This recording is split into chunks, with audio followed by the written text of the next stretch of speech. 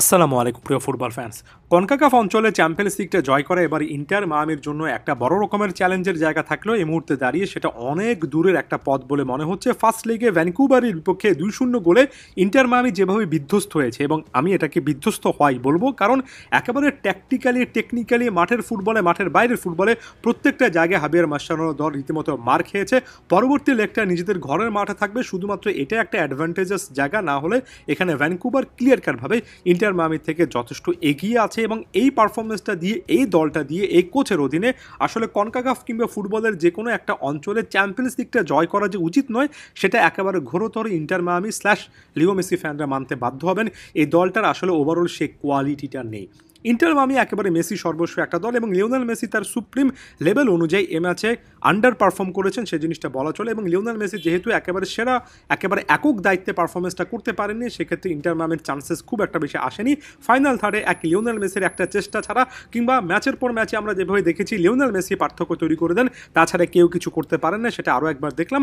আরও একবার লুইস সুয়ারেসকে সেখানে খুব একটা বেশি ইম্প্যাক্ট রাখতে দেখলাম না। আরও একবার তাদেও আইয়েন্দে কিংবা সেগোভিয়ার মতো প্লেয়াররা যারা কিনা ওয়াইড মিডফিল্ডার হিসেবে খেলেছেন, তাদেরকে খুব বেশি ওয়াইড স্পেসে দেখলাম না। ফাইনাল থার্ডে ক্রিয়েটিভ মুভমেন্ট দেখলাম না। সার্জিও বুস্কেটস এবং ফেডেরিকো রেডন্ডো একই টাইপের প্রোফাইল, দুজন প্রোফাইল যখন মিডফিল্ডে থাকেন, কে আসলে কোন জায়গায় খেলছেন, কে ফাইনাল থার্ডে বলের যোগান দিচ্ছেন, সেটা নিয়েও কিন্তু গলদঘর্ম একটা সিচুয়েশন হয়। এবং এর পাশাপাশি ভয়ঙ্কর একটা ব্যাপার আছে, ট্রানজিশনের সমস্যা।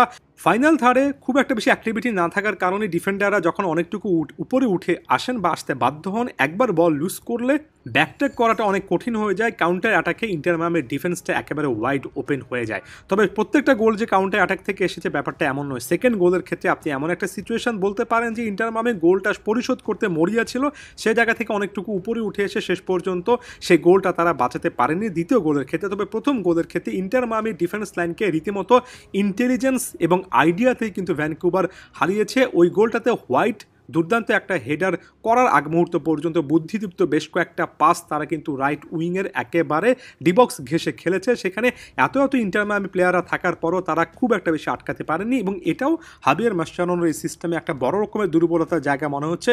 ইন্টার মায়ামির প্লেয়াররা একেবারে প্রতিপক্ষ প্লেয়ারের গায়ের সঙ্গে লেগে থাকেন, অর্থাৎ ম্যান মার্কিংরা তারা মোটামুটি করতে পারছেন। তবে ম্যান মার্কিং করতে পারলেও কীভাবে তাদের একেবারে সামনে দিয়ে বলগুলো ডিবক্সের মধ্যে চলে আসে এবং তারা ট্র্যাক করতে পারেন না, সেটা নিয়ে রীতিমতো গবেষণা করা উচিত। আফসোসটা আরও অনেক বেড়ে যায় যখন ডাগ আউটে হাবিয়ার মাসচানোর মতো এত অসাধারণ ডিফেন্সিভ কোয়ালিটির একজন ফুটবলার যিনি ছিলেন তিনি থাকেন, তিনি তার দলটাকে যখন ডিফেন্সিভলি শক্তিশালী করতে না পারেন, তখন কোচের উপর দায়টা আরও বেশি করে বর্তায়। তারপরেও ইন্টার মায়ামি খেলায় ছিল। ম্যাচের একেবারে 70-75 বা 80 মিনিট পর্যন্ত বলতে পারেন একের পর এক আক্রমণ ইন্টার মায়ামি করার চেষ্টা করেছে। তবে ব্যাপারগুলো এতটাই প্রেডিক্টেবল হয়ে যায় যে লিও মেসি যদি জায়গা মতো স্পেস পান, তাহলে সেখান থেকে একেবারে ডিবক্সের যে কোনো এজে রান মেক করা যে কোনো একটা প্লেয়ারকে ধরার চেষ্টা করবেন, এবং সেখানে জায়গা মতো বল পেলে, স্পেস পেলে কিছু না কিছু অ্যাক্টিভিটি আসবে। তবে লিও মেসিকে যদি একাধিক প্লেয়ার মিলে মার্কে রাখেন এবং খুব একটা বেশি স্পেস না দেন, বাকি প্লেয়াররা ওই মুভমেন্টগুলো করতে পারছেন না, এবং মুভমেন্টগুলো করতে পারছেন না বলেই ফাইনাল থার্ডে কোনো স্পেস তৈরি হচ্ছে না। লুইস সুয়ারেজের গত সিজনের রানগুলো লিওনেল মেসির জন্য অনেক সহায়ক ছিল। এখন রীতিমতো এক জায়গায় ঠায় দাঁড়িয়ে থাকছেন, মাঝে মধ্যে লেফট উইংয়ের এমন পজিশনে চলে যাচ্ছেন যেখানে আপনি সবাই জানি যে বলটা যদি লুইস সুয়ারেজের কাছে আসে, তার সেই স্পিডটা নেই, সেই পেসটা নেই, তিনি কোনোভাবে সেই ডিফেন্ডারকে বিট করতে পারবেন না। এমন সিচুয়েশন সিজনের শুরু থেকে ছিল। তাদেও আইয়েন্দে এবং সেগোভিয়া সে জায়গা থেকে অনেকটুকু স্পিড আপ করেছিলেন, তবে সে আইয়েন্দে সেগোভিয়াকেও কিন্তু প্রথম কয়েকটা ম্যাচের মতো এতটাই এফেক্টিভ বলে মনে হচ্ছে না। মরার উপর খাড়ার ঘা হচ্ছে, হাবিয়ার মাসচানোর কাছে যথেষ্ট বিকল্প নেই। মাত্র দুজন বিকল্প প্লেয়ারকে তিনি মাঠে নামিয়েছেন। লিওনার্দো ক্যাম্পানার মতো দীর্ঘদেহী একজন সেন্টার ফরওয়ার্ড নেই যিনি কিনা ডিবক্সটাকে অ্যাটাক করতে পারবেন, যে কারণে এরিয়ালে বল আসে না। যে জায়গা থেকে হোয়াইট গোল করেছেন প্রথম গোলটা ভ্যানকুভার, সে জায়গা থেকে ইন্টার মায়ামি পুরো সিজন জুড়ে সম্ভবত একটা গোলও করতে পারবে না, কারণ ওই টাইপের প্রোফাইলও নেই। এখানে ট্রান্সফার মার্কেটে ক্যাম্পানের পরিবর্তে কোনো একটা ব্যাকআপ স্ট্রাইকার যে ইন্টার মায়ামি রাখতে পারেনি, এটাও যে একটা ব্যর্থতার জায়গা সেটাও স্পষ্ট হয়েছে। এত কিছু বলার পরে লিও মেসির আরও একটা দুর্দান্ত পারফরমেন্সের মাধ্যমে পরবর্তী ম্যাচে নিজেদের ঘরের মাঠে ইন্টার মায়ামি ফিরতেও পারে।